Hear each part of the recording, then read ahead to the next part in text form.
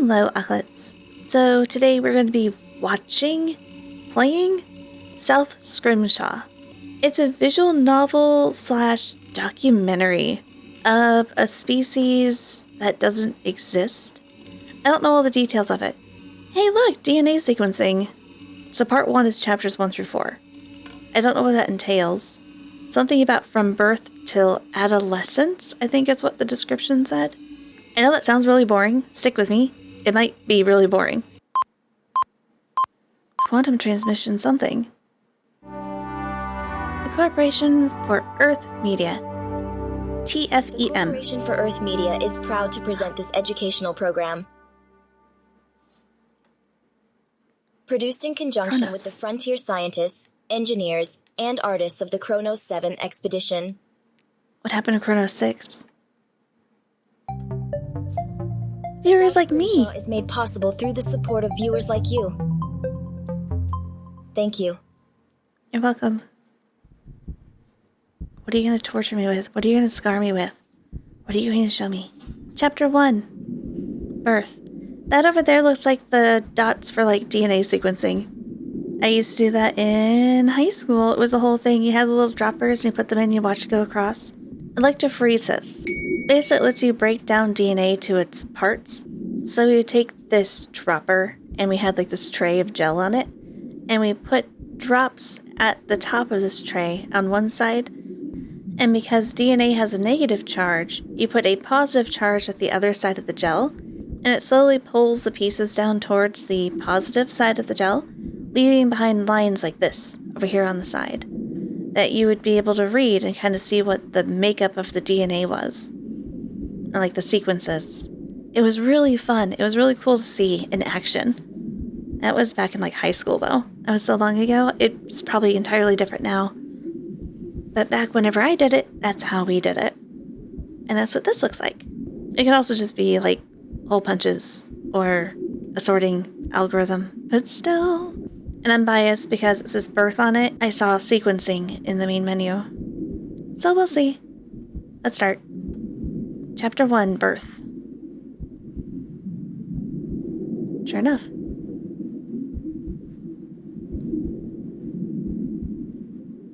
It's going so slow. Sunlight shines through the veined membrane of an aquatic egg. It was once carried in deeper, cooler waters of a more northern latitude. Now it bobs freely in a subtropical shallow. The egg does? The consciousness dawning inside is prodded alert in discomfort. Oh, we're cute. We're a little It is a fish. male whale calf, stirring with Whale. newfound awareness of body. The whale. This pod has held him for 17 months, nurtured his development from a single fertilized cell. Now it can no longer support his life. The inflow of nutrients and oxygenated blood has ceased. He was born. He hatched? He's an egg? A once comfortable cradle now pinches at his enlarged form. He's so angry. Pushed onto his own faculty, a suffocating urge to thrash wells up inside him. He is angry. Yet he hesitates. Why? You're not that self-aware yet. From the world outside. Mommy? Her face. Powerful low frequency vibrates through his whole body. With the certainty of deep imprinting, the calf knows who is calling. It is his mother. Mommy. She is on the other side. He must join her. Time to hatch. The shell containing him is now only a brittle husk, swollen with waste material and straining at the seams. Clumsy first movements form the start of the calf's motor awareness. The egg is evolved to rupture open along a central seam. A few thin cartilage bands are all that retain him. One more forceful effort and he will escape. So are we in an egg? It's gotta be, right? It's like a shell if it's a cartilage seam. Unless we're talking about our mommy whale. We're literally birthed. Studio Mongoose Production. South Scrimshaw.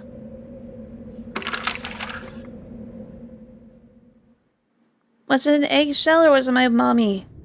Technically speaking, that we just broke out of. Didn't hatch from an egg. Oh, well, thank you for answering that. Egg is something of a misnomer. While there are known egg-laying mammals, none of them are whales. I mean, maybe in this world there are. I can hover over this for information. There are 4 extant species of egg-laying mammal. They are... I'm trying to think of egg-laying mammals. Do platypus lay eggs? There's that question. Okay, I know the platypus. Now 3 more. I'm trying to think, do I know 3 mammals that lay eggs? Outside of the platypus? Really? Echidna. I didn't know the echidna laid eggs. The snorb. I don't know what a snorb is, sorry. I don't think that's real. And the ribbon snore. Yeah, of course it's a ribbon snaw. Thank you. This whale species has a placental connection to the mother while developing. But... birthing shell is the term currently favoured in scientific journals when discussing this style of external womb. External womb. That's a new one. The outer cartilage folds backwards, shrinking the space inside and expelling the contents outwards. Like a pod. Creating pressure against the inner membrane until it finally pops.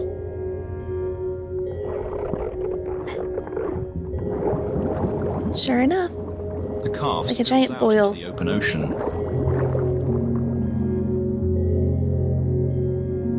The world is a rush of sensory stimulation. The newborn is momentarily stunned limp. I need to name it. I need to name our baby. Snails? He comes to amid a dizzying flurry of life. Plants and protists tangle and snag his every movement. Small scavengers eagerly devour the cloud of waste. Plants unfurl and retract in almost animalistic locomotion. It looks almost like our pod that we hatched from. The calf from above. Mood. He swims deeper to escape. His mother's song reassures him once again, but she is still nowhere in sight. She's somewhere. Oh, I like that one. Wharf biters, crustaceans and corals dangle from the plants like ornaments. Plants. Plants is a hoverable. Plant is not a misnomer. These are true plants. Oh, thank you for letting me know. As with so much else in biology, the origin of plants can be traced back to the water. Albeit those early ancestors were far less complex than what we see today. Like algae. As will be explained later, marine environments impose steep challenges on plants. It was once upon land freed from the burdens of an aquatic life that plants could more readily diversify and form. And it was also after that great proliferation of flowering species that some plants found it more favourable by the water and eventually returned to the seas. Do we have like parasitic plants? They are, in that sense, like whales. Something solid grabs from below. His descent is halted. What grabbed us? A whale? A snake? He's being lifted back towards the surface. People?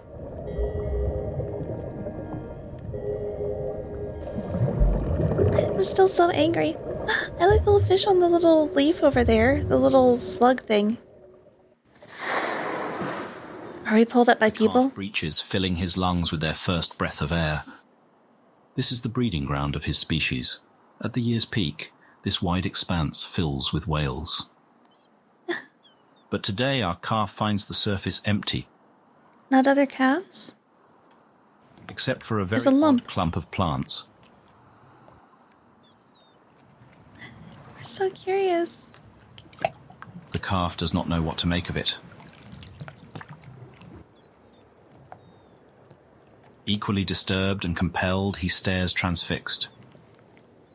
At the plants? Plants continue to tickle his body just below the water. I love the sounds. A resident waterbug examines him with equal skepticism. Oh, look at the water bug. It's over there. Cute. Sudden movement atop the leafy mass catches his eye. Something hatching? Do I have a friend? Oh, it's a bird. You're not a plant. It's all too frightening for the little one. He retreats back under the surface. His overpowering instinct is to nurse, but he cannot. Because we don't know where Mom is. Oh. His exhaustion mounts and fear seizes him. He's not going to die in chapter 1, is he? He is lost. No, it's okay. Your name will be Terry. Okay? Oh, Terry. And as if sensing his weakness, tendrils begin to grasp at him. Plant? A vine lassos his fluke. There is no escape. In a final burst of strength, the calf fights, thrashing, tearing, and uprooting his attackers. A scent of blood enters the water. His? I love how they do the expressions of the eyes. His mother cries a pained song to soothe him. Oh. The calf is hit with the sudden realization.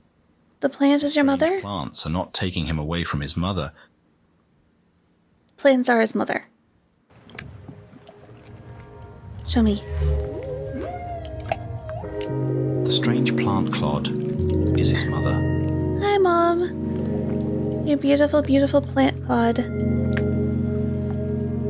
I guess they're like a symbiotic relationship with plants? The Brillo whale. Like a Brillo pad. Okay. Is that chapter 1? Now we're in chapter 2. Anatomy. Ooh, we get to learn about what makes them tick? We'll see. What evidence remained of this year's Brillo breeding season has long since been swept away. Brillo breeding. Should we just name him Brillo? I like Terry, though. Terry the Brillo. Terry the Brillo whale. This sandbar has returned to its normal, pristine state. What's that? Save for one unusual pile of rocks.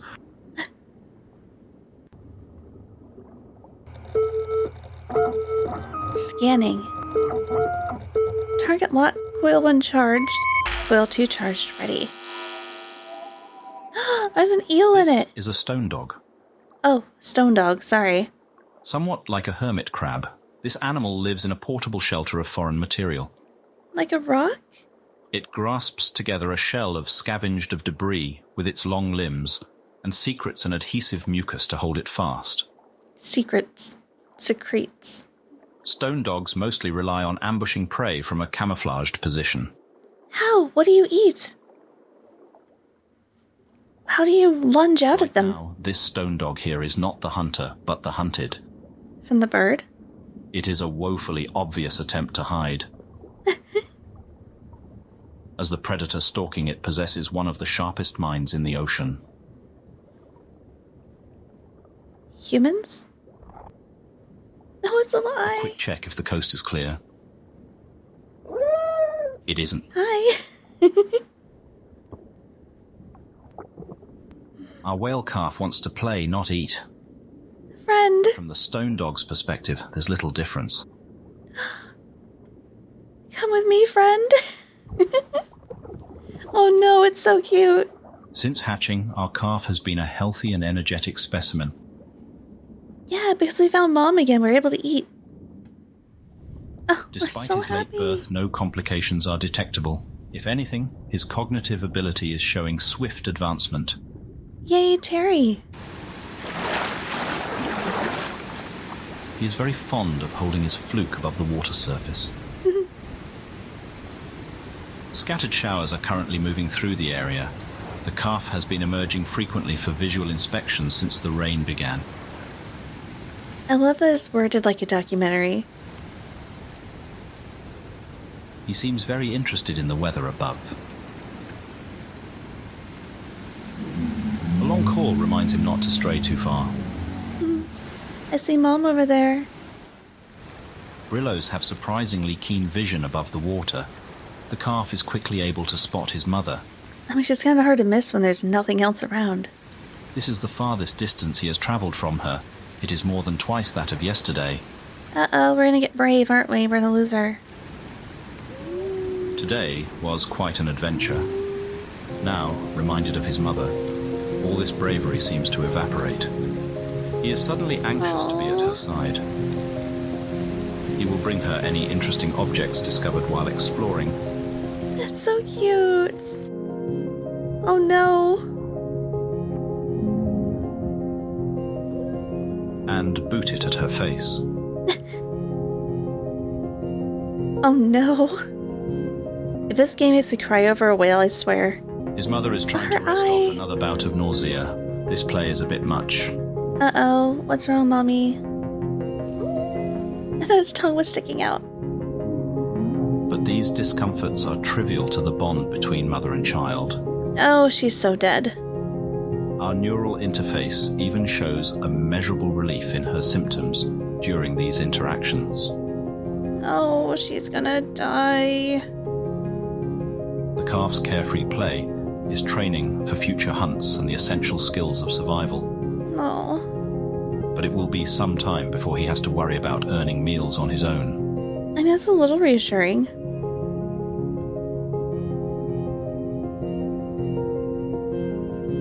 His mother's long, prehensile udders reach him through the thorny bramble. The milk he nurses on is thick as yogurt.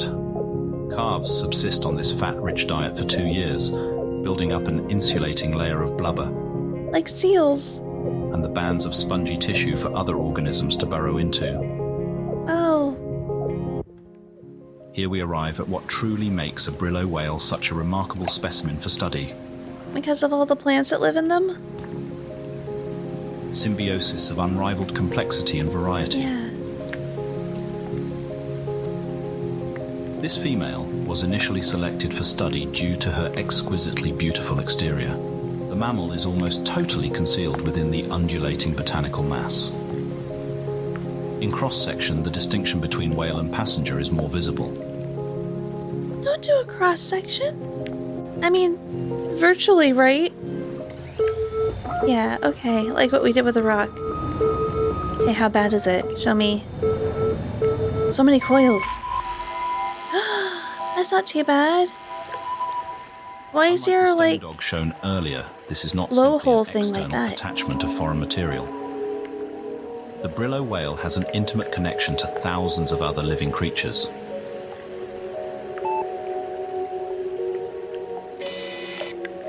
The whale chooses from among a variety of partner species. At least I get a pick. And Hermit's offers real habitat. estate within designated regions of its body. Aw. An inner membrane cuticle draws barrier. the line between the welcome cohabitation space and the whale's vitals. Okay. But some of them can pierce it from the looks of it. This Tell me what that unusual is. arrangement raises several questions, the first of which we will address. They're like chia pet whales. What is the benefit of living on a whale? I mean, they get the sun, they get the protection, probably the aeration from moving around. And then I'm going to guess in return, the whale gets nutrients from the photosynthesis of the plants. To help us illustrate the principle, we will be assisted by a By what? sea bunny, or sea bun, to use its more common nickname. Okay, sea bunny. Tell me, what are sea bunnies? The South Scrimshaw team has received very explicit direction from our producers, and we are to unequivocally clarify to viewers that the sea bun is not a real animal. The sea bun owes its creation to the original landing party of Kronos 5. Though the specifics are lost, the most convincing story is that it was something misheard over a shoddy radio connection. That's kind of cute. As those early years recede into contemporary legend, it is important to remember that the tales of hardship told by the first landing party are not exaggerated. Like how it's red. The pioneers were indeed isolated for 11 solar cycles. 11 years? And it was not until the conclusion of the hostilities on Earth that the current biannual delivery schedule could be planned. Oh. The uncharted planet was a land of mysterious fauna and unknown environmental hazards. It was a time where technology seemed to suffer inexplicable malfunctions, while repair efforts were always undermined by a constant lack of materials, tools, and manpower. I like the last sea bunny. The myth of the sea bun serves as caricature for the force of chaos, always at work, when one's back is turned. Oh, of course it is. It's like what a lot of workplaces do if something bad happens, they can't quite explain it. It's like, it's the ghost of the place. Or like giving an explanation to the chaos around you. Like if everything just seems to be going wrong, it's just, I wasn't lucky. Or in their case, the sea bunny did it. Sea bunnies was a sort of shorthand for, I don't know what's wrong, it could be anything. Yeah. Including a cryptid. Oh, that's really cute. I like that. Among our seniors who were present at the time, one likened the expression to "here be dragons" on medieval maps. Another drew a parallel with Murphy's Law. Yeah. Somewhere along the line, either as intentional jokes or honest misunderstanding of colourful communiques, word of sea bunnies repeatedly escaped the planet in a way interpreted as fact by those off-world. Compounding this misinformation was a popular hazing ritual where new arrivals were assigned to catch a sea bun for research, usually being given a butterfly net and sent somewhere isolated and moderately dangerous. Like drop bears. In Australia.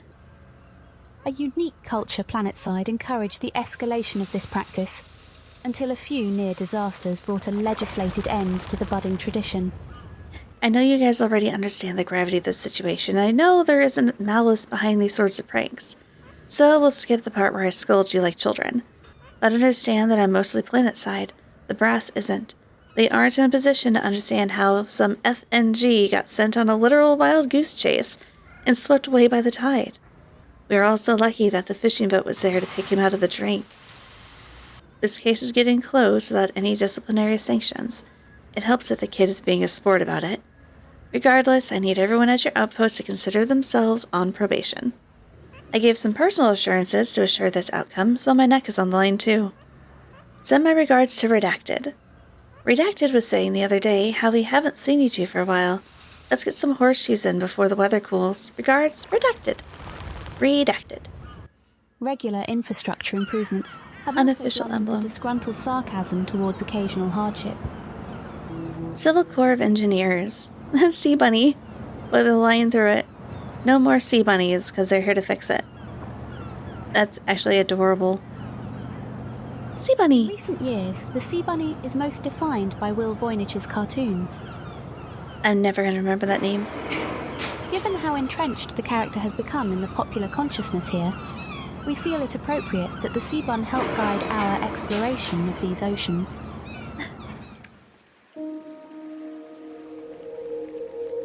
While each species has its own unique adaptation to this niche lifestyle, we can create several broad categories of benefits such evolution aims to harness. Moving through water takes energy. It is far easier to travel great distance when someone else is doing the swimming. Simply hitching a ride can be greatly beneficial. Fair. For example, one species of crab only lives on Brillo whales every other generation and uses whale transportation to greatly expand its range. Unless one is the apex predator, the threat of being eaten is an ever-present reality. If one lives as a potential meal, it is very important to be the least desirable, most difficult of meals. So might as well be on a whale. Finding alliance with a giant beast and living under its protection creates a very effective deterrence. Yeah, but that doesn't help the plant. The plant was the first one. I guess the plants would benefit from the animals on it. It's always still possible to be eaten, but hunters now risk facing off with a leviathan. Some partnerships are more proactive. Certain shark, skates, rays, and scarps have formed hunting Scarps. partnership with the brillows. They help find and catch quarry, then share in the feast. Pack hunting allows the brillo to take down larger and different sorts of prey. The blood or waste of brillo whales can also provide a source of nourishment. Oh, good point. So they are vampiric plants. This not offered freely. Obviously, a brillo whale cannot stand to be eaten alive. An Earth parallel is an oxpecker bird on a rhinoceros. The bird may drink a marginal amount of blood while it cleans off ticks.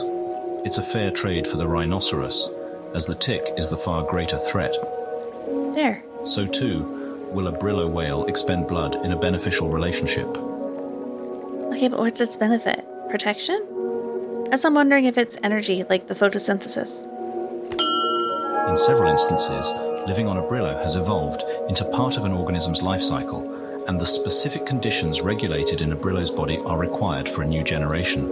Oh. In some cases, this goes even further. With the biology of the two species becoming so enmeshed, it is unclear where one ends and the other begins. Like barnacles, but not. But these instances are rare.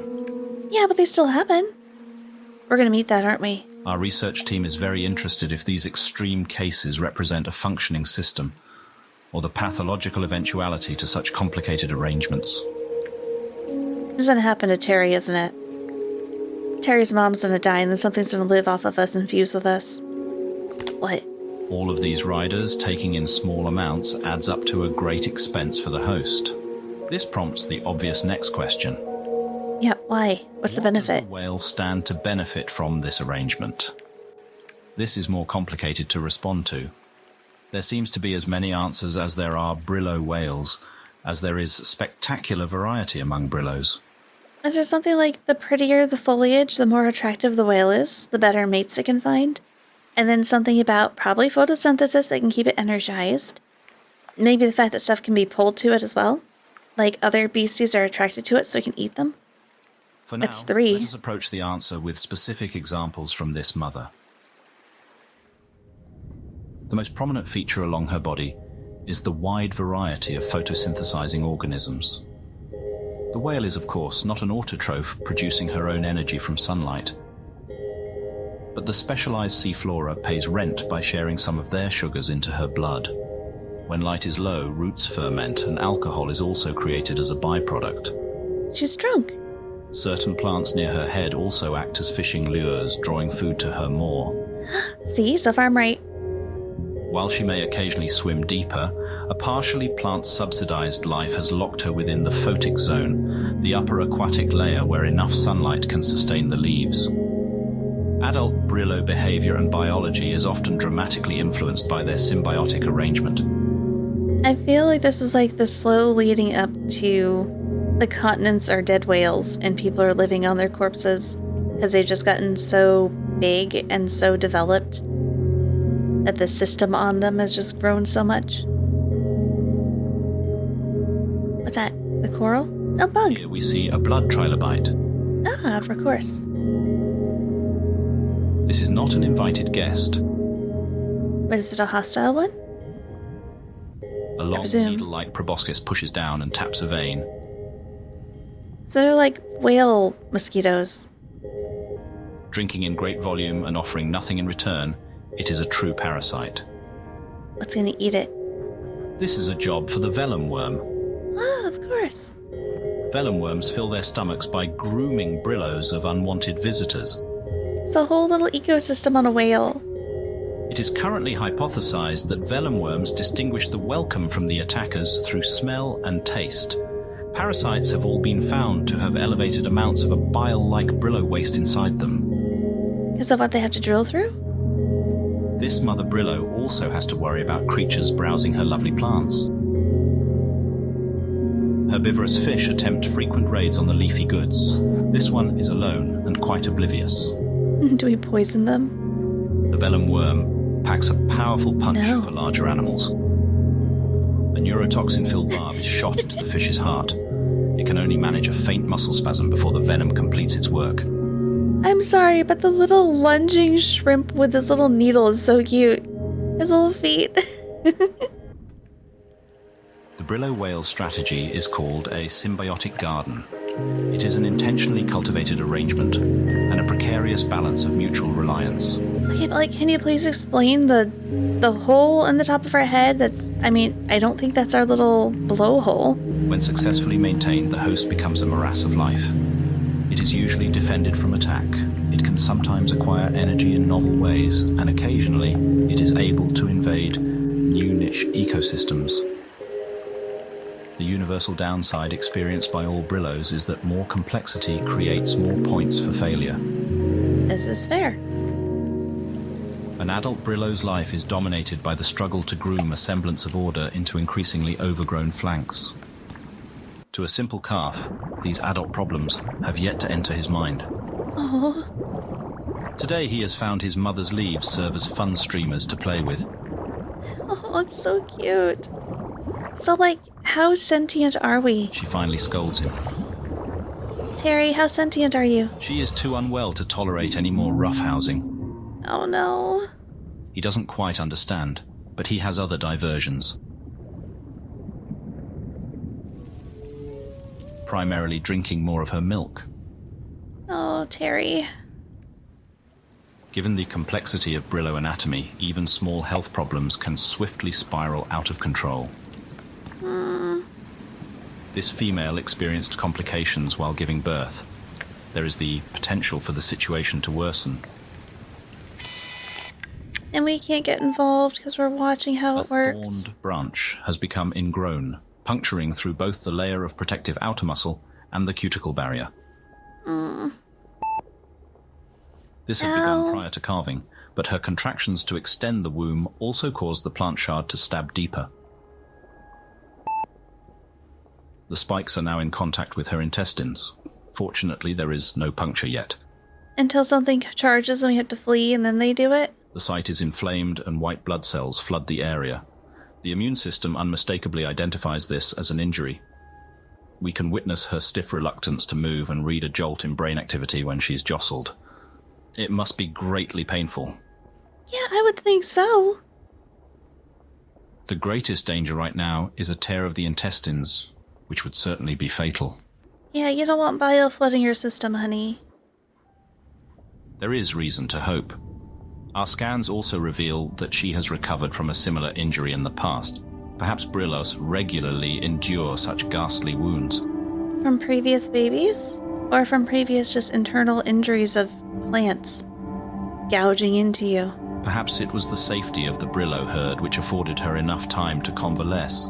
Certainly her odds of survival will be boosted greatly if she is able to make the long swim back. Oh. For now, she is still well enough to care for her newborn, though doing so must be exhausting.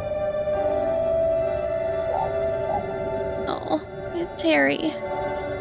Judging by several physical indicators, this is most likely her first calf. Well, that answers that. Those Brillos who manage their gardens well can be extremely long-lived. Females can give birth as many as 8 times. Except for ours, she's gonna die soon. I wonder what Terry's first plant's gonna be. If the calf survives, one day he too might also cast his genes forward, his own minute fingerprint on the future's shape. Regardless of whatever metric of success we observers of an outside species might apply, his life will be led by the means it was forged in the crucible of natural selection. I do like that phrasing. But Crucible for of now, natural a selection. rare moment of shelter. Oh no. Thunderstorm? Uh-oh, Mommy.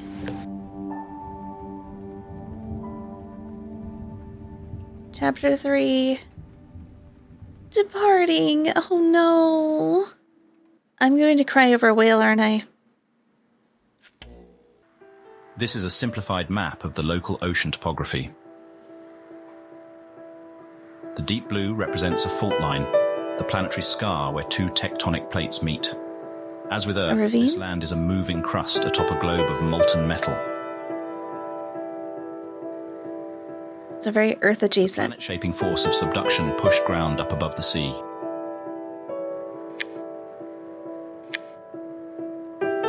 Chartreuse. creating what is now named the Chartreuse Archipelago.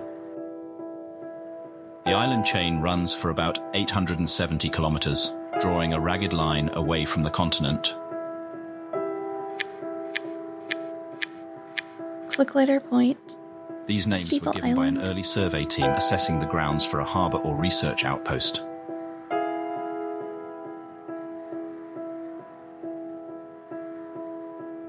The body of water created between the Scrimshaw Islands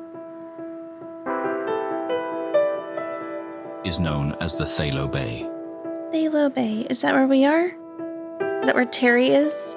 The large inlet is exactly what a brillo whale breeding ground requires. Show me. Sun. Calm waters. Regarding Brillo carving, the most important feature of the bay is the chemical composition and concentration of fungal spores. Fungus? For now, we will limit our discussion to the choreography of the breeding ground. 3 separate herds converged this year to give birth simultaneously. The dots estimate their prior positions. Not all Brillos make this trek every year, but many more whales assist besides parents.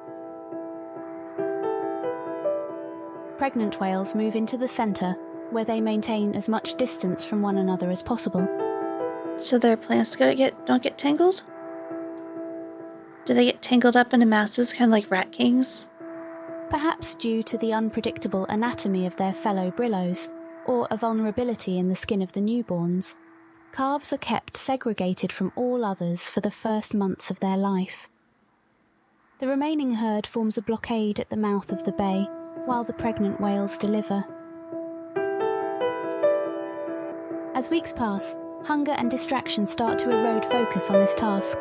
The amount of time that the herd can wait is finite. I guess they're not that smart then if they don't, take precautions first. When the time comes, all leave together at once, moving with the safety of numbers. Their Except for a destination couple. will be one of several coral reefs. I keep trying to figure out how sentient they are. Those unable to move on time must be abandoned. Like ours. The healthy cannot hazard everyone's odds of survival for the sake of a few infirm. Our mother, wounded as she is one of several this year who befell this fate. Can you make like a little pod of the other ones? Outside of that season, the whales live elsewhere. Usually they are found at coral reefs and areas more productive with food. Brillos require a very high-calorie diet.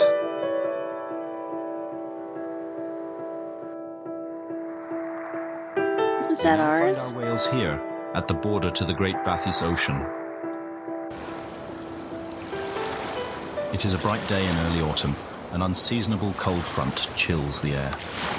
Do our plants go through seasonal changes too, on the whales? That'd be fun to migrate to the warmer weather. You're just a moss ball. Below the surface, we find our mother, bracing for the journey. Yes. Judging by her mobility, her health has much improved. Yay! The delay is likely not related to her recovering wounds. The distance between the Thalo Bay and the southern reef is inhabited by many large predators. Many Brillo calves are taken in these waters. Oh, she wants to make sure that we're big enough so we can protect ourselves, or at least stand a chance. Keep up with her, maybe? Her loud songs are searching for another Brillo's response.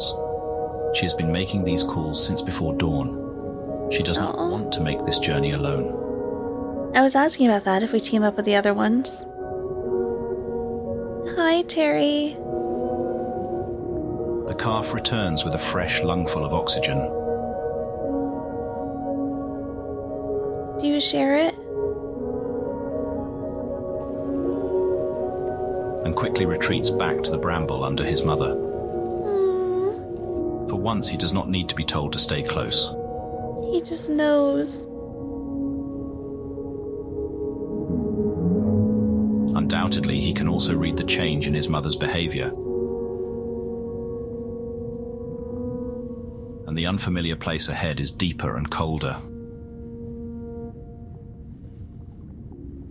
I love our other fish. Faintly at first, a new sound reaches them. It's like a smug little catfish up there. Unless it's a plant. Looks like a catfish. His mother startles. They both listen. Friend? It's another whale. Friend. A brillo whale, and it is getting nearer. Is it really, though, or is it like a fungus one? Our mother Is it booms parasitic? reply back.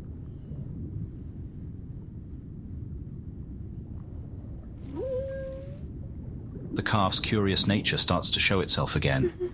He has yet to meet a brillo besides his mother. Yeah, we might not want to. There, If our mother's really he pretty. spots something. Because she's said to be one of the more pretty ones, which means that they're not going to be as pretty as she is. A large body begins to emerge from the hazy distance. How big? That's how I feel too, Continues Terry. to approach, but the calf still can't quite understand what he's looking at. Uh-oh. What is The it, calf's Terry? curiosity morphs into discomfort the closer it gets. What do you see, Terry? Discomfort turns into outright alarm. How bad is it? Show me. He pleads to his mother in distress. Oh, he's not liking it. She rebukes him in reply as if to say, "Don't be rude to the new neighbors." But the new neighbors might be, like, false. Or One dangerous. cannot blame him for his confusion. Oh, funky! This brillo whale's appearance was shaped to be deceptive. Oh, that's cool! I like in a symbiotic relationship, kind of like what the other one said, where they kind of merge into one. No, but like, how'd you get camouflage? What's the wing? Why do you have bark? It is a beautiful and ghastly example of mimicry. How'd you do this? The way the jaws gently undulate is startlingly believable. The grim exterior is the work of an important symbiotic partner. Yes. That one? What? Ew, you look like one of those little Weaverlope. ticks. Weaverlope? They look like those tick things that, like, eat the fish's tongue and live in their mouths. Very similar. These prodigious builders turn their colonies into terrifying scarecrows by spinning and sculpting ossamer. Awesomer. Like the creatures from D&D. Long-chain polymer found in great abundance here. It is totally novel to our researchers. When soft, it is similar in texture to a neoprene diving suit. Through a curing process, it can be hardened to various levels. Like cartilage? Like resin? Silicone? In its stiffest state, it resembles the chitin shell of a beetle. Chitin? I always called it chitin. Chitin shell. A second documentary team is currently compiling all of the latest discoveries. Of shells?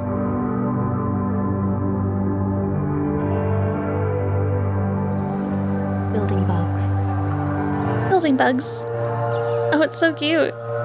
The Corporation for Earth Media presents Building Bugs. This multi-part series will focus I hate the sound of them. on the insect world, which sees far more divergent evolution from Earth species than vertebrates. The title refers both to insects that build habitats and the evolutionary forces which likely constructed such insects.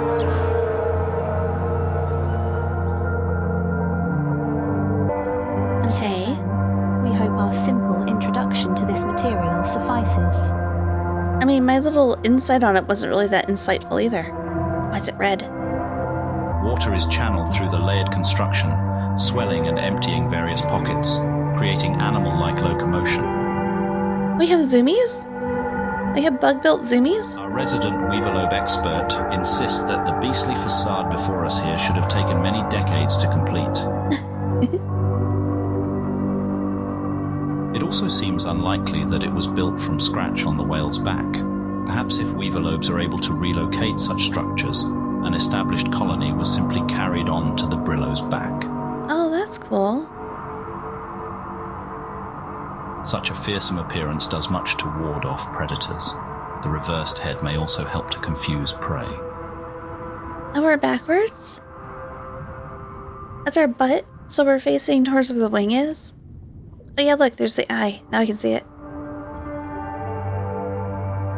do not know why she was left behind, but this Brillo is a valuable addition to the ocean crossing. No kidding. You have a speckled She, too, baby. was a mother, looking to deliver her child to safety. It seems Well, I think you have more odds. are quite shy around new acquaintances. Our calf growls to himself. Scoldings are unlikely to budge his unwelcoming attitude, nor will the surprise of additional friends. The calf was so distracted by what was in front of him Uh-oh. that he failed to notice what was swimming up from behind. Oh, She's funky. something like a faceless stone golem. The exterior is more bizarre than menacing. It might serve as some kind of armor, but our crew is at a loss to describe it on first sight. Like cartilage? Like our Brillo mother, Like a this shell? whale may also have some kind of internal injury. She is only able to produce short, abrupt honks instead of complex songs. Is it from something that's growing inside of her? Hi, baby. She is also a mother. Regardless of what benefit her exterior provides, her presence alone will help contribute to a safe crossing. Oh, you're gonna get eaten first. You're the one that we're like, if we cannot run you. Flanked by these strangers, our calf seems very disturbed. New experiences may be uncomfortable now, but they will lead him to understand the Brillo way. Yeah? I was shaking. His mother jolts him forward with a shove of her branches. It is unlikely that more companions will show up, and there is no time left to delay. Go say hello, Junior. All following her lead, the 6 whales head out into the ocean to find their lost herd.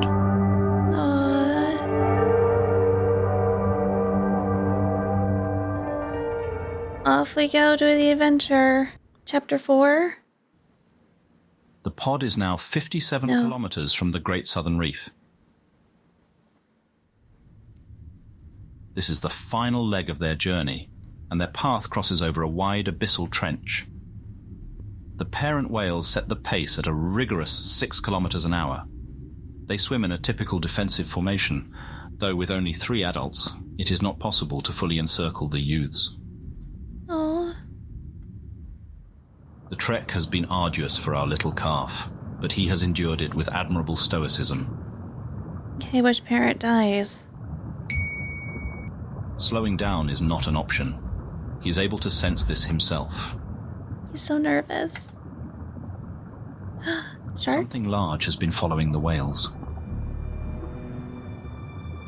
It first appeared in the early afternoon and has maintained the same steady distance ever since.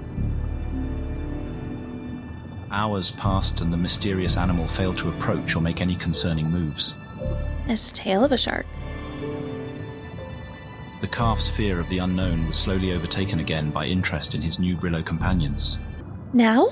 Whenever your life is on the line? Or bored and want to say, like, hi to friends? The stony-skinned mother whale and her calf now swim to his left flank. Hi, friend. This calf was whining earlier, but seems to have calmed. Looks happy.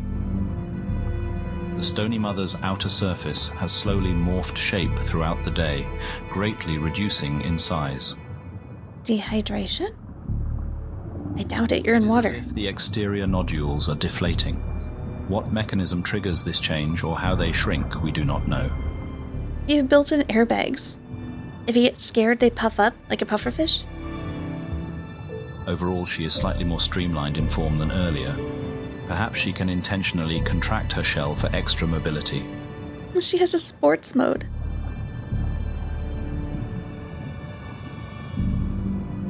Is the new baby gonna join me? Our calf doesn't know what to make of her either. Oh, Terry. Below him swim the mimic mother whale and her calf, along with one of our semi-autonomous light drones. I love semi-autonomous light drones. What's your friend that's living on you? Are they part of you already? Since the autonomous side of this semi-autonomous drone has chosen to enter frame and spoil the shot, this seems an appropriate moment to talk about some of the machines used in South Scrimshaw's production. Oh, I love the way that they've written this. It's so good. Almost all of our remote-operated vehicles, ROVs, are surplus from the Pacification War. What's Pacification War? When the self-appointed International Coalition declared Earth's intention to globally adopt the doctrine of resistance, they provoked the construction of a war drone fleet. An army of multi-purpose and single-purpose robots was fabricated in less than 5 days. Well, that means they fall apart pretty quick, doesn't it? Due to the brevity of the conflict, limited mostly between Earth factions, and the eventual unconditional capitulation offered, almost none of these war machines saw deployment. So repurposed? Today, all can agree that avoiding a protracted land invasion or an apocalyptic scenario such as kinetic bombardment was a necessity. Yeah. Today, these robots represent progress and optimism instead of death and coercion. Their strike platforms decommissioned and AI reprogrammed, they are now tools of education and discovery. This declassified schematic illustrates just one of the wonderful drones at our disposal. Show me. That, huh? It's a giant light bulb. Click to page 2 slides. 500-watt LED chips. Engine. Drivetrain. Water intake. Impeller. Fixed diffuser vanes. Steering nozzle. It's really cute. Reverse deflector. Retro encabulator. Capacitive directant drivers? I love how they start out with things that make sense and then they throw in these things that, like, I don't understand. Horsefly weapon platform decommissioned. Prefamulated amulite battery unit. Seawater cooling system. Central AI control unit. We thank the Kronos 7 leadership for their continued logistical support of our project. I mispronounced so many of those. I just want to know what our little rat thing is. Swimming upside down is the most uncomfortable spot for a Brillo, and the mimic mother refused to take her turn until minutes ago. Her stubbornness may not be entirely unreasonable. While upside down, her disguise as a wide-jawed monster appears to fall apart. The illusion of a toothy beast is currently broken. Oh, fair. I mean, you're just an upside-down toothy beast. Calf gets a reassuring hum from his mother. Did you go say hi? This always seems to quell his unease. He is safe within her nest of thorns. He must focus on swimming. But it's hard to ignore that ominous thing in the distance. Yeah. This I'm gonna is guess a they're penumbra aware of shark. it. It is the fastest marine animal on the planet. Well, that's not reassuring. How For big the is it? penumbra, 6 kilometers an hour is a leisurely pace. It could comfortably stalk the whales days on end. An apex hunter, patient with experience, it will preserve all possible energy for an opportune strike. Very much like a sailfish, penumbra sharks have a large dorsal fin along their back. This is kept retracted What's it do? till the moment of attack. To help slice through the water faster? With several flicks of the tail, it vanishes from sight. Panic overtakes the whales and the defensive formation immediately breaks apart. Uh-oh. Our calf looks down. Uh-oh. The mimic mother has abandoned her post. Of course she has. Nothing stands between our calf and the open abyss below. The fight or flight reaction is as intense as it is instantaneous. Uh-oh. A full threat alarm floods from the hypothalamus, shooting through every nerve and chemical pathway. Adrenaline pumps into the blood. The perception of time dilates. I like panic whale screen. Details of the world suddenly stand out with vivid intensity. Even in this low light, 2 rows of white teeth are searingly clear. The calf finds his own fins now move in slow motion too. Seawater suddenly feels solid, suspending him in place. Okay, how are we gonna get out of this one? Trapped in harm's way, he can only watch the events unfold, until a tremble runs through the thorns surrounding him. Uh-oh. The mother's branches are held under tension and can be released with the force of a catapult. That would have been nice to know. She flexes. Just slaps him. Cords snap. And in an instant, the calf is swaddled in protective barbs and makeshift spears. Oh. The shark senses the change Ooh, the music change. and shifts the attack direction Uh-oh, which one? to the stone mother's calf, Of course. who is exposed and helpless. Our calf momentarily loses consciousness, but the barbed vines around him act as a net. His mother whisks him away with her. Bye, Stony. As our calf comes to again, he finds an awful scent filling the water. He looks back to see what happened to his travel companion. I got some news for you. Give me goosebumps. It horrifies. It is the reality of predation from the perspective of the prey. Because of his mother, our calf is the survivor, and not the cautionary example for others to learn from. Oh, that's a really good line. Oh. The mimic mother races ahead, leaving the weaker whales to their fate. I mean, you would. They're animals. The stone mother lags behind. Oh. Her movements are confused. She is still in a state of shock over the death of her child. Are we gonna get Our calf kidnapped? struggles to follow. It is much harder to swim outside of a larger whale's slipstream, Where'd our mom go? and his mother is falling far behind again. Uh-oh. He races back to be by her side. Oh no, was that too much for her? The calf has been running ahead of her sight and then returning. The back and forth seem to coax his mother a little further each time. Oh. Mommy. But now her strength has failed. She cannot even lift her fins in response. That took too much out of her. Her old wounds were opened by the physical exertion to save her child's life. She will not recover. He whistles the familiar call to play.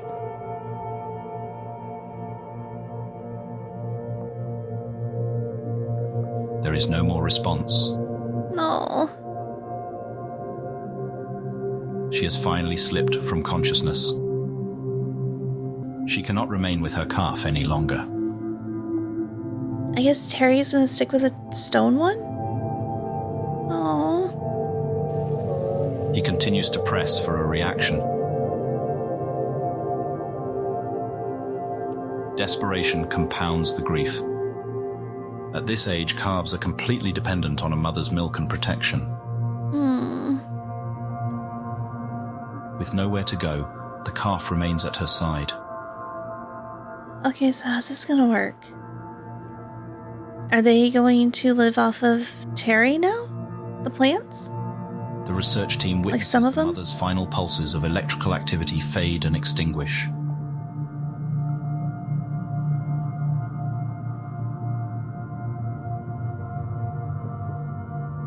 Oh. There is a long pause. That hurts. Two researchers start a heated discussion on the ethics of intervention. Yeah. But before any consensus is reached, Uh-oh. the argument is interrupted by a low rumble over the hydrophone. The stone mother never left the area. Oh. She watches our calf from a distance. A new day begins to dawn over the coral reef. Brillo whales start to stir from slumber. Together, the stone mother and our calf have arrived safely. At least they have each other. Though physically and emotionally depleted, neither has found any sleep. So they obviously have emotions then. They're very aware. The calf gorges on milk, famished from the previous day's ordeal. No kidding. This adoption in the wild may be extraordinary to witness happen, but acts of apparent generosity have not been an uncommon sight to anyone following this intensely social species. Oh, I like dolphins. And puppies. The stone mother's exterior appears to now be fully deflated. We can see a more familiar shape underneath. It's the outline of a young female whale, quite small in size for an adult specimen. Oh. She has saved our calf from certain death. Perhaps our calf is helping her continue on too. The young whale finally slumbers. It is good that he takes the moment to recover while he can. Well, I'm glad Terry found a stepmother. He will need the rest. You're not a stepmother, are you? You're an adopted mother. Mom, too. In the morning, he will awaken to an overwhelming new world. Uh-oh, good or bad? Good overwhelming or bad overwhelming? Last chapter. Patterns of what? The miracle of Brillos is not that other creatures can live inside the whales. This sort of arrangement is not uncommon. You, the viewing audience, have countless residents inside your own body. Yeah, we do. Like in our eyelashes. An adult human is composed of approximately 30 trillion cells.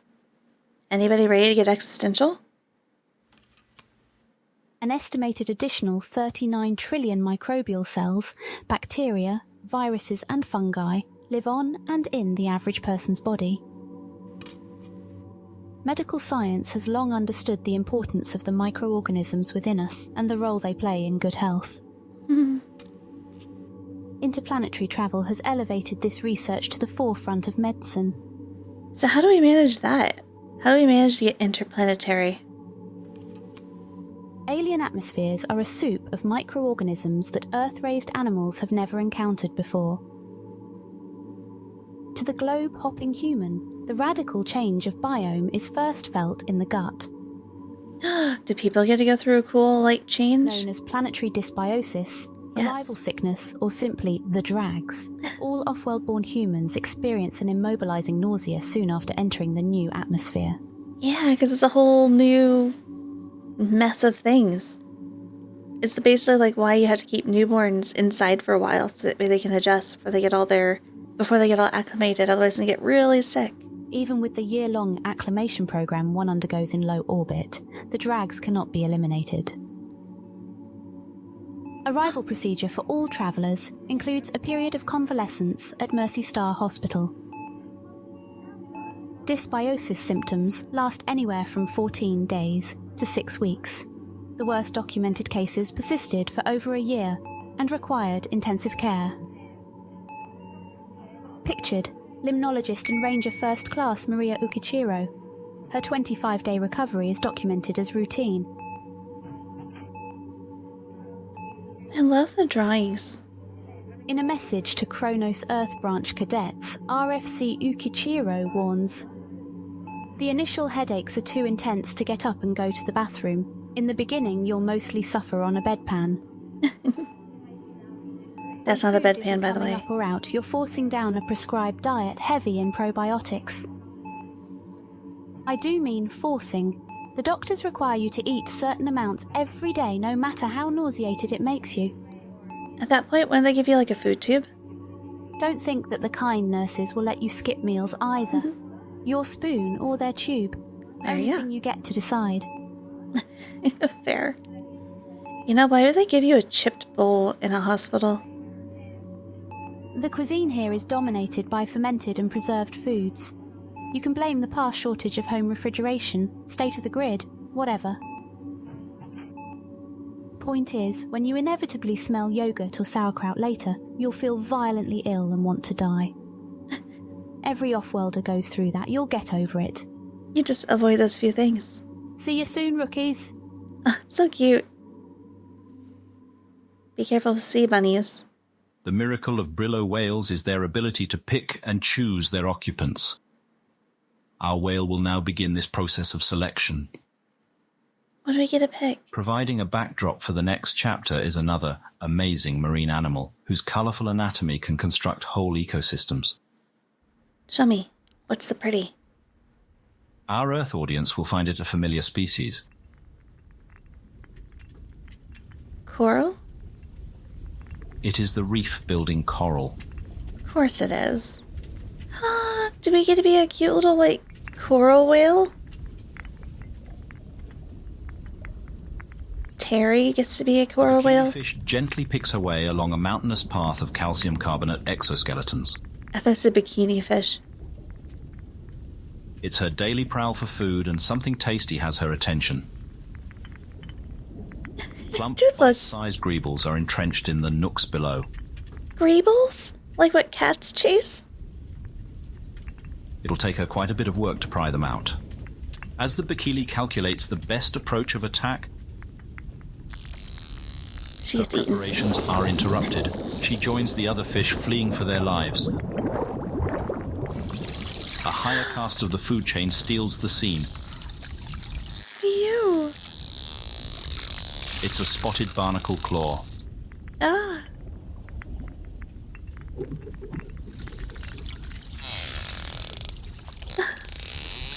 One powerful God. yank extracts the entire colony hiding below.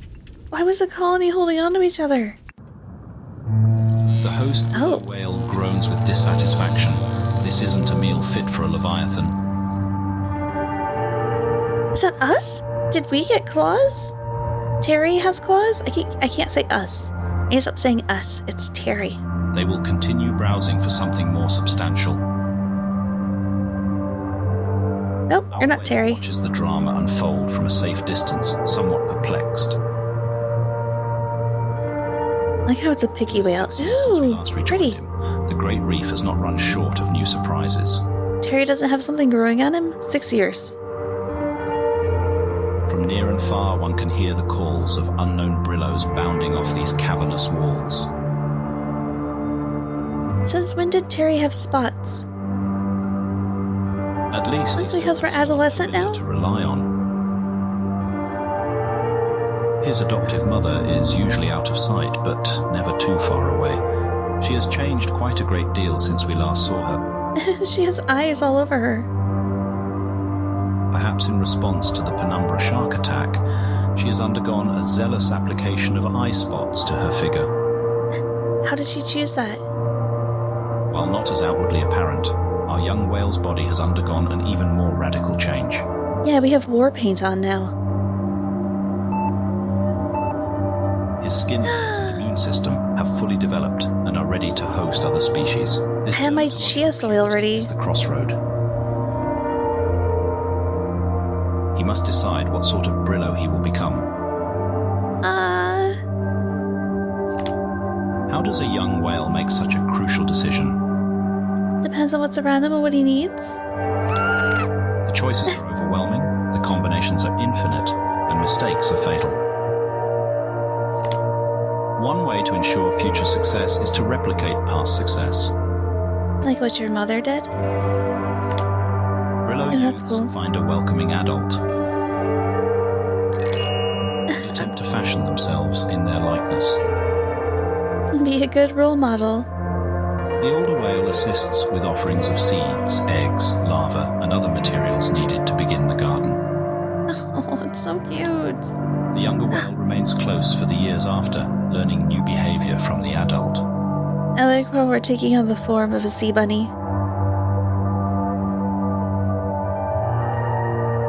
Not every option available to a young whale is desirable.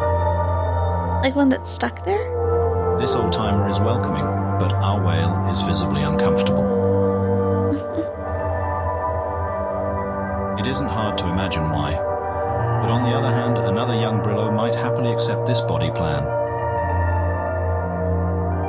What shapes such individual preference? Realistically, there are far too many influences to chart, but from our limited data, there is one factor that stands out. The same thing as it is for people, like your own personal experiences, right? That half of Brillos choose to replicate their own mothers. Yeah. Our whale displays this preference towards his biological mother.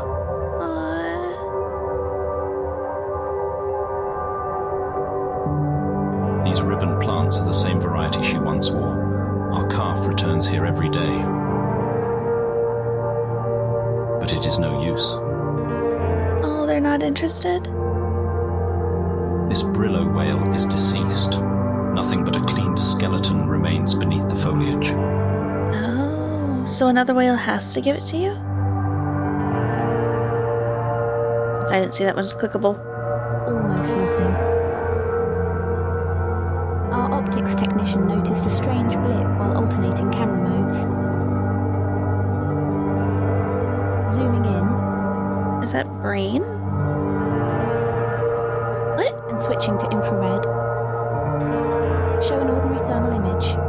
As expected, the plants are close to the ambient ocean temperature. But after several seconds... Yeah, but it looks artificial. The intermittent blinking resumes. This is an older model IR strobe, typically worn attached to the helmet or vest for identification in emergency situations. Is a person stuck in it? Upon retrieving the device and referencing the serial number, we can confirm this deceased whale was the first Brillo ever encountered by humans. I thought they were saying as in, like, the person was still in it. Aww. The story dates back to the early days of Outpost Zeta's construction. That's poetic. And the first one happens to be similar to what we're always following. I guess we're attracted to the ribbons. A fishing boat captain ignored an ominous weather forecast and went to sea collecting crab traps. Conditions deteriorated faster than his optimistic assumptions. The boat was smashed by a wave while returning to harbour. In the aftermath, 2 deckhands were found missing. That's not a whale. Lodestar 1, a heavy aerial command ship able to withstand the violent winds, took off from Vajrapani Airport to begin the Vajrapani. search. Scanning the roiling wave below, aided by GPS tracker and IR beacons, the 2 shipmates were located. They were together and clinging for their lives to some unidentified debris. A whale? I like the propellers, they look so happy. Sky above, tracking the men until a rescue helicopter could arrive. After further storm-related delays, RRH 307 Kingfisher launched, flying low to keep beneath the still formidable clouds. I like the name. The following are archive recordings from that day. 307 Kingfisher. Go. 307 Kingfisher. We've updated your arrival coordinates. Confirm you've received. Solid copy, Lodestar. Received. Last briefing said our guys were hiding in a cave. Is there a PIW? Negative. Survivors are inside some kind of raft. It's the raft that's now moving. Roger. Rudge. Okay, Whale? got eyes on it now. The hand. Visual on the survivor, Captain. Altitude. Altitude. I see him. Gonna bring it close as I can. Our guy won't be swimming far with these waves. Altitude. Altitude. Copy that. Almost directly over him. Forward 15 feet. Hold. Holding. Rescue diver's checklist complete. Sending him down. He's in. Video link is live. Heads up, Kingfisher. A couple big waves are headed your way. About 20 seconds. Please tell me the guy's been absorbed into the whale. I think he'll make it to the raft before the swell hits. 10 seconds. Almost seems like the raft is moving towards it. What the fuck? Ah! It's I. Kingfisher? What's your status, Kingfisher? Respond. Yeah, everyone's all alive for now. For now. If it was gonna eat him, it would have done it already, right? Let's get them in the chopper before we find out. The stare. There's another one. Lodestar, any thoughts? Felix, I don't think there's any protocol for this in the handbook. You don't have protocol for raft whale? I think they're coming to us. Play? If you want to see Monster, then you'll have to feed and walk yourself. Oh, I'm happy that they have this banter. Here for a bit. Diver's headed back down. Second rescue in progress. They make it seem so... Fisher, Lodestar is peeling off. Good work down there. They make it seem so real, so legit. Like, that is exactly the type of banter that would be happening. Much obliged, Lodestar. We'll include you in the highlight reel. Thanks. Hey, and CC that footage to the bio nerds too. I bet they flip. The bio-nerds, here referring to scientists of Station Zeta Laboratories, soon received copies of this material. They did indeed flip. It's so cute. Oh, it's adorable. Oh, right, the dead one. While it is interesting that the garden can partially survive on, none of it can be transferred without the living adult to help. Oh. How? Did I like stab him with it? Oh. Our whale must find comfort in the familiar scent and touch. However, Terry. time spent on what he cannot have is time wasted. Waiting too long to start a garden could bring other health complications. He will have to move on. No. Our whale goes on a search for another plant-based Brillo. For reasons unknown, such Brillos are conspicuously absent this season. It seems as if anything resembling his mother has migrated elsewhere. Probably because it's fall. One single exception is discovered. He is a spectacular example of aquatic foliage. The shaggy coat is as full and beautiful as the late mother's. He makes me think of like the horses that have the blankets over them, the big old long capes. But not all Brillos are welcoming. You have to befriend the old man? Day after day, he tries to draw the adult into play, and day after day receives the cold shoulder. The adult flatly refuses to acknowledge his existence. This male has tunnel vision on the single purpose of mating. Babysitting is not on the agenda. Just wants to make babies, not care for them. Watch an attempt to woo a female fail pitifully. She is clearly put off by his little sidekick. I'm the problem. Me? Oh, sorry. Speaking of sidekicks. Hi, Rosabella. Rosabella has a toy. I'm not going to take it from her, so if you hear squeaking, I'm sorry. Tugging roughly on his leaves. Days of pent-up So angry. agitation are suddenly unloaded. Our whale is chased off at the point of a skewer. It may feel like a painful sacrifice, but a plant body is not an option. Oh. There's a dizzying amount of other choices remaining, and one of them will have to do. Another morning Crabs? dawns. The nocturnal animals have returned to slumber, and the frantic energy of diurnal animals resumes. My little urchins. For our researchers, every day following the whale is a journey into an uncharted wilderness. Only a small fraction of the species here have been recorded. So much inexplicable behavior to document. I like our octopus strangling everything. We got a bird. Recent discoveries have centered on the varieties of coral present. The reef itself is now understood to be a multi-layered structure. Look at your little feet. Our eel with legs. Fringing The Great reef. Southern Reef is a fringing reef. The inhabitants can be categorized into 3 zones based on depth. The unique character of the Southern Reef is owed to the spire coral, which lives across all 3 of these zones. Oh. Spire coral can survive at the lowest depths, where it faces little competition. That's cool. once fixed to solid ground, spire coral stack atop one another, upwards towards the sunlight that will fuel more productive respiration. Can I become a Christmas tree whale? Shallow water corals soon find these raised platform and perch themselves upon it. This is not a cooperative relationship.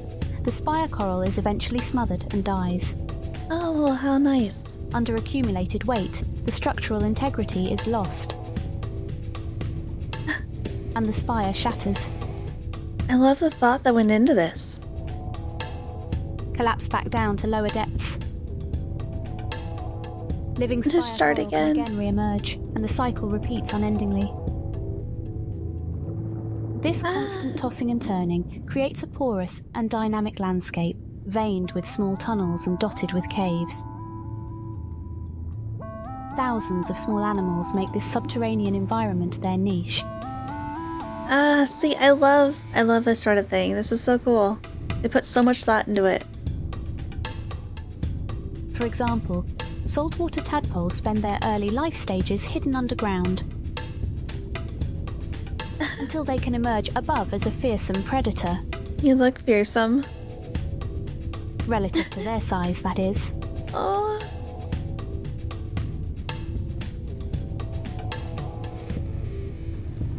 Progress and knowledge march forward through tireless work, but we often share in our young whale's bewilderment. What's that one? Is that our mother with like the false faces? No. Who is this? What are you? What is on his head? What is going on? We do not know. Do we get to Our whale find runs out? away, and we simply follow. Aww. One afternoon, it seems our young whale's persistent searching has been rewarded. A loud song heralds him from the distance. A Brillo hunting party returns. Their high spirits means that all had a good kill. I like this fish over here, this one's face right here. The group's leader is calling to our whale. Why am I so special? Why is Terry so special? Our youth remains in place but allows the adult to approach. These what are whales you? are sophisticated pack hunters. They have shark friends. The Chowper, a stupid but friendly shark, totally accepts the Brillos as their own. That's not very scientific. Stupid but friendly. Compared to the painful transmogrification other Brillos endure, this silky costume is minimally invasive and provides maximum returns. You're just like a giant teddy bear. And it's a plant. What? This successful symbiosis strategy is limited only by the pack's willingness to share it with others. An open invitation from the leader is a golden opportunity. Something isn't right. Our whale is fixated on the Chowper. Oh. Our whale has It's a PTSD. tragedy that our whale seems unable to tolerate sharks of any kind. Over the weeks, we observe our subject whale becoming increasingly distressed. Oh. It is critical he suppress unpleasant feelings and adopt a symbiosis plan. A Brillo whale cannot survive unplanted. Ree. He can perceive himself failing to integrate, of course, but the building internal agitation is not a force that will help him adapt better. I just love how serious some of the drawings are, and then you get ones like this. Autumn draws to a close. Several new varieties of Brillo begin to arrive from colder latitudes. What do they look like? What are cold plant brillos? These are mostly hunter archetypes who can live a life less dependent on the reef's concentrated bounty. A camouflaged whale waits for prey to swim near. There's an octopus whale? Show me. Active camouflage or adaptive camouflage refers to skin coloration that can rapidly shift to match a changing environment. These octopus have linked their tentacle nerve endings together. allowing them to network visual information between all bodies. Colour change is omnidirectional, instant, and accurate. I want it. The swiftness and precision of these changes exceeds any Earth octopus ability. Those are better than those lowly Earth octopi. Oh, the chameleon's so cool! Animals here possessing very advanced skin chromatophores. Researchers hope to understand why they have evolved in more sophisticated fashion than their Earth counterparts. Okay, but I love that style of how they drew that. That was really cool. Might be one of my favorite frames. While this documentary is restricted to its limited mandate, we believe in good faith that the following question is unavoidable and must now be answered. What? Why would a species on another planet have an Earth counterpart? I mean, because somehow evolution has a way? Convergent evolution was the obvious first hypothesis.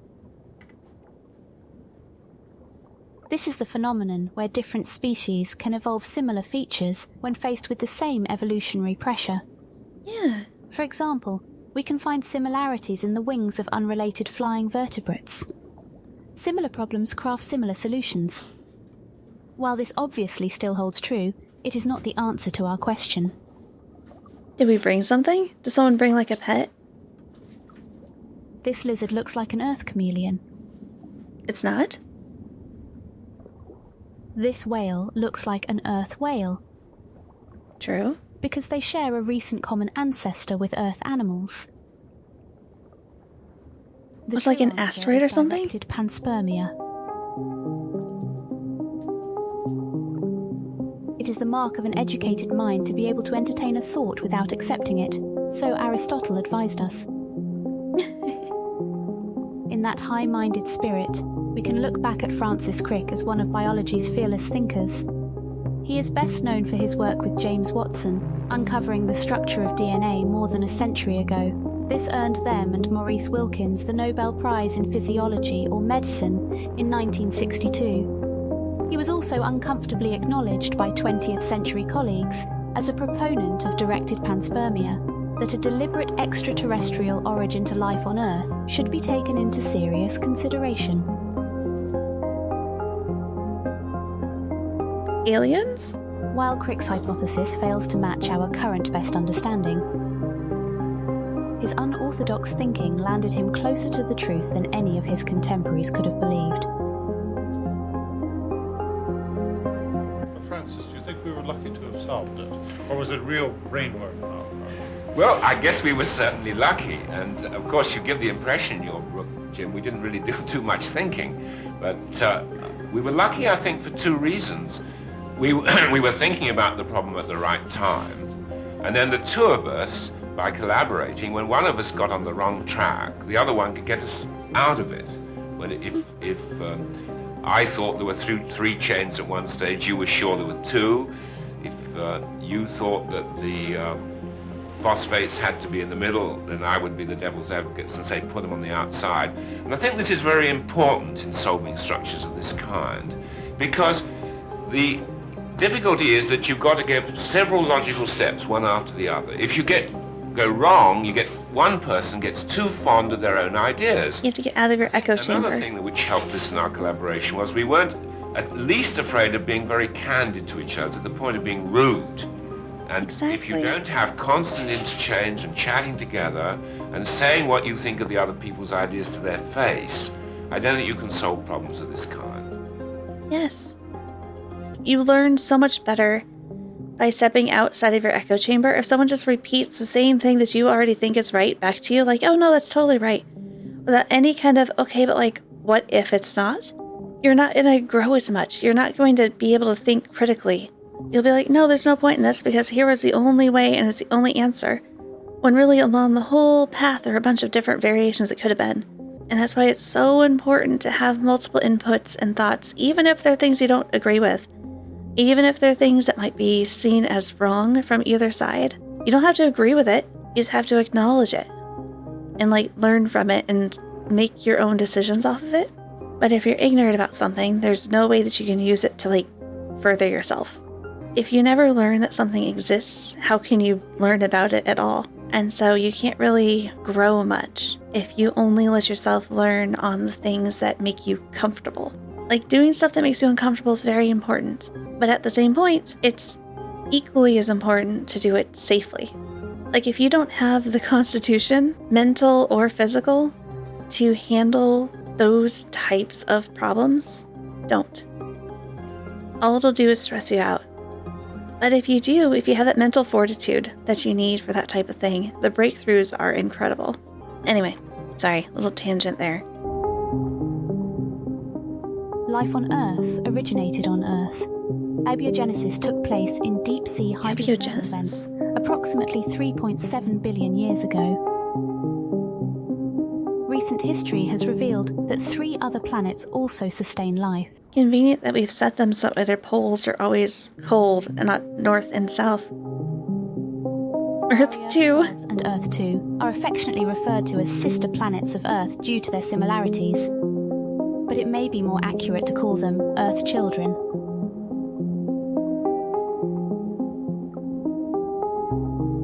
They were barren until intentionally planted from Earth's highly evolved genetic stock. Oh. Terraforming? Isolated across light years of space, the forces of evolution then wrought divergent results.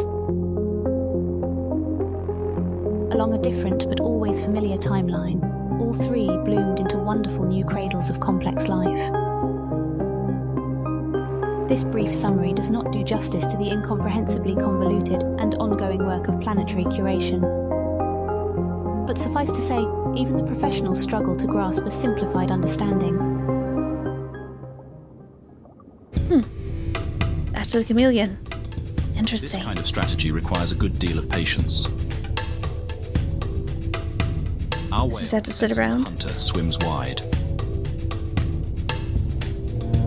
The camo whale politely hails him. Other Brillo whales aren't the target of his trap. How does he grab them? Our whale replies with mistrust and leaves. Sus octopus whale. Something is wrong. Something being hunted? Our they're whale's cute. once irrepressible curiosity has grown increasingly muted. Oh, because he's scared. He's under pressure. Even wonders like bioluminescence provokes no reaction. These lamplighter fish are practicing their jousting in preparation for the annual mating competition. The event is soon. It's only a one-night affair, and they will all die immediately afterwards. We think it would be quite the enriching spectacle. But the fish seem to be of no interest. Oh. Our research objectives all involve how a planted Brillo changes gene expression throughout its life. An unplanted whale is no use to us. There is a fear that our biometric implants have been invested on a losing whale. But before we can discuss contingency plans, our Brillo finally begins to break bad habits. This unknown youth has snagged a lamplighter and presents it now to our whale. Perhaps he was enthused to share his catch and our whale happened to be closest. Brillo interactions can be opaque, but these two have clearly hit it off. For once, our whale does not withdraw. He is proactively engaging instead of passively responding. It's a much welcome scene, but it begs the question, what changed? What external factors could have contributed to a more outgoing posture? Does he need someone with him so bad? He's just that lonely? Did our cameras miss a life-changing event? Does this stranger seem less threatening than all the others? I mean, they're literally covered in whipped cream. It is true that our whale, having been born outside the herd, has consistently lacked peer contact his own age. Young Brillos cannot transmit garden organisms between each other, so the interaction here probably feels less fraught than it might with an adult, who could permanently dose him with life-altering symbiosis. Oh, that sounds bad. We hypothesize that juvenile Brillo association is a necessary prior step to adult interaction. Regardless of how correct this assertion is, it successfully buys our study additional time. The two whales spend the rest of the day playing and are still chasing fish together when we leave them. Why'd you leave? I mean, I guess you have to go home eventually. What, you had like a person out? I presume it's a drone and not someone swimming with them. But our whale is not asleep. GPS coordinates show he's swimming somewhere. Uh-oh. As his aberrant behavior is still under scrutiny, the team moves to investigate. A spotlight is aimed overboard. The ship? We discover They're that more shallow? than just our whale. He is traveling with a pod of other youths. They all sing with curiosity at the sudden lights shining from above. Terry joined a cult. We cut the power to avoid further disturbance. It's soon clear where the Brillos are headed. The first glimmers To watch of action the appear jousting? in the near distance. The night of the lamplighter fish has begun. Yay! The ocean starts to flash brilliantly as males battle for the attention of females. The weak are pierced open, spilling bioluminescence into the water. They shine with complete indifference to predators attacking. Known as predator satiation, there are simply too many to all be eaten. Like krill.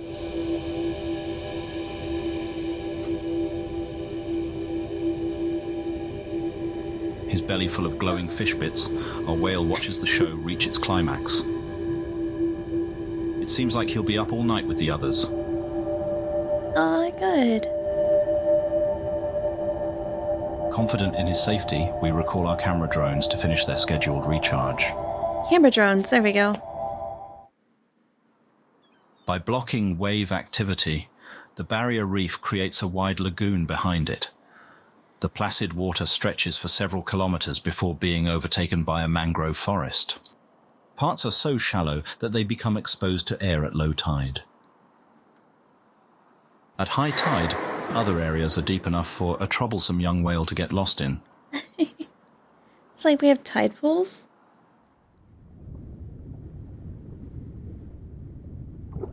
Ah, little crab.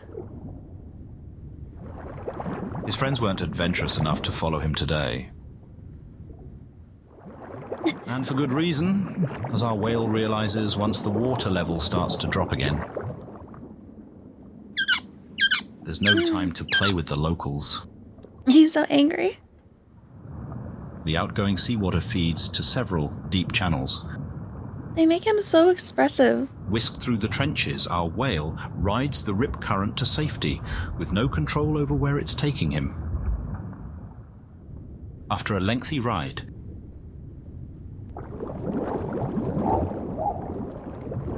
Where are we? he is spat out far from where he began. It's like dead coral. This is the end of the Great Reef. It's exposed and dangerous territory, but our whale can't help himself from having a look around. There's a What do they sudden find? realization that he's being watched. By who? Something is stirring within the cave behind him.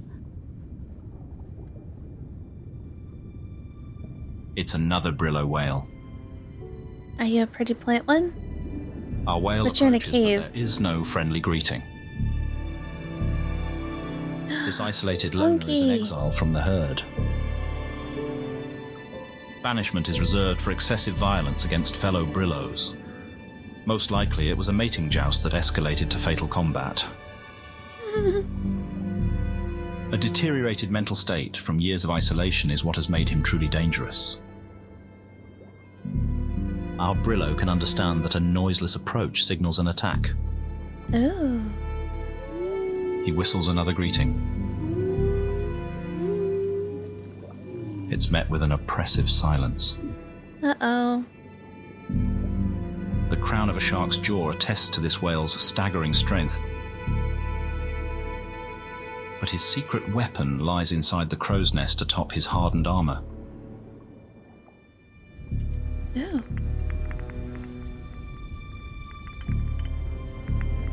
What is it?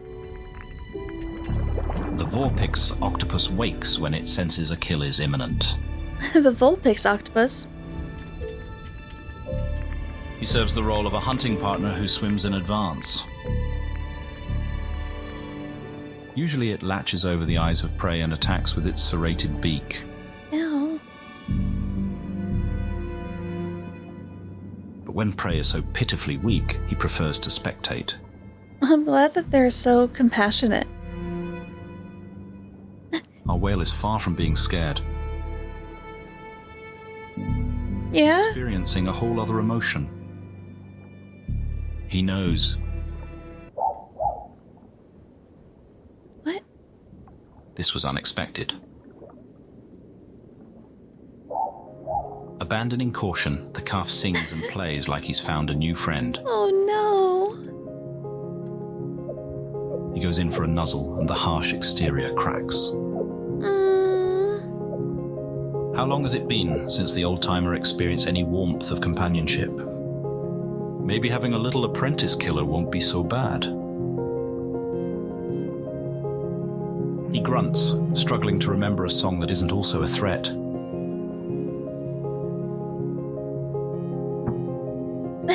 This isn't the scene of bloodshed that the octopus wanted. It seems he's witnessed this cycle once before, as he knows what must be done. Oh no. This animal is negligibly senescent, meaning it expresses no evidence of biological aging. It's immortal? It's one of the only long-lived cephalopods that has not been culled. Our researchers suspect this octopus to be at least 4 centuries old, and cephalopods who survive so long possess a devious intelligence. Uh-oh. Well, then why'd he hang out with, like, the isolated whale? What good does that do him? The Don't vortex shank presents me. our whale with a living piece of the armor plating. A quick feel for the soft spot. Uh-oh. And the deed is done. When the young whale wakes up, the implant will already have sprouted roots to hold firmly fixed in his skin. With this major milestone now documented, the mobile lab departs and will not rejoin the whale again until his adulthood. Implants will continue to transmit information about his physical development for a 20-year remote observation period. Why aren't you watching, like, the cephalopod? Isn't it a little bit more interesting? If it's so cunning? This also ends the documentary team's access to the whale and concludes the first phase of our project. Don't end here. For us, raw data is far less compelling than first-hand observation of his body being reconstructed. Why? 20 years is a long time for impatient humans to wait. When we do meet our whale again, it is hard to guess now what we might find. I guess on the plus side, you have plenty of other things to check out. All the changes he experiences over 2 decades will be witnessed in a single moment. It should be nothing short of a complete metamorphosis. Show me. Does it show me or is this the end? How bad is it? How is Terry? Is Terry a killer?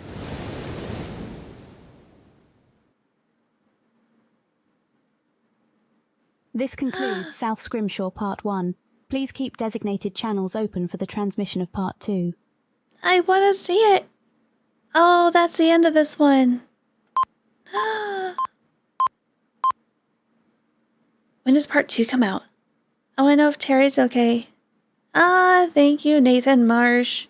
That was really cool. I guess Part 2 will come out once you actually, like, illustrate all of the slides, because that's a lot of work you put into that. That was really cool. I'm sorry how many of you fell asleep during that. It's probably really boring. That was really fun to go through. I'm kind of sad we don't see all this stuff here on the menu being part of it. I thought there was going to be more, like, gene and DNA stuff involved. But, I mean, that's not that big of a letdown. That was cute. But I didn't understand why our whale had so much emotion that our scientists were able to detect and understand so quickly. I guess they were... because I don't think you usually personify things like that whenever you're studying them. But, I mean, I guess it's pretty obvious. I guess you can tell. Either way, this was South Scrimshaw. Let me know your thoughts in the comments. I don't know when part 2 is going to come out, if it even is, or anything about this.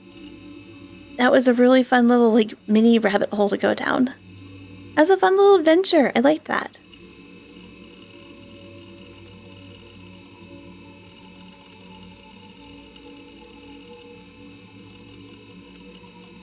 Either way. So I guess we'll stop it here and hope that part 2 comes out sometime. Until then, thanks for stopping by, everyone, and I'll see you soon. Bye.